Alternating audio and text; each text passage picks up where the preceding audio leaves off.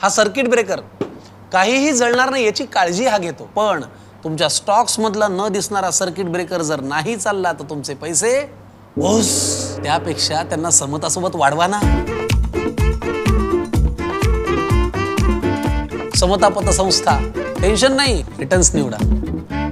शिर्डी लासलगाव महामार्गावर मंगळवारी दुपारच्या सुमारास एक धक्कादायक अपघात घडला.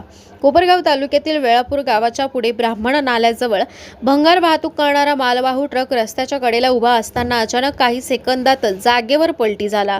ही संपूर्ण घटना मोबाईल कॅमेऱ्यात कैद झाली आहे. सुदैवाने या अपघातात कोणतीही जीवितहानी झालेली नाही. मात्र ट्रक अचानक पलटी झाल्याने परिसरात काही काळ एकच खळबळ उडाली होती.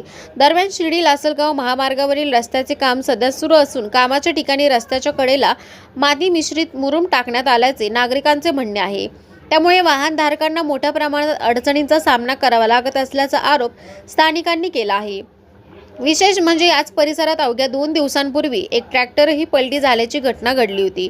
त्यामुळे महामार्गावरील सुरू असलेल्या कामाच्या दर्जाबाबत आणि सुरक्षिततेबाबत प्रश्नचिन्ह उपस्थित केला जात आहे. रस्त्याच्या कडेला टाकण्यात आलेल्या माती मिश्रित मुरुमामुळेच ट्रक पलटी झाल्याचा आरोप स्थानिक नागरिकांनी केला असून या प्रकरणाची सखोल चौकशी करून संबंधित ठेकेदारावर कारवाई करावी, तसेच धोकादायक ठिकाणे तातडीने सुरक्षित करावीत अशी मागणी नागरिकांकडून करण्यात येत आहे. कोपरगाव एक्सप्रेस न्यूजसाठी सुनील ससाने, कोपरगाव.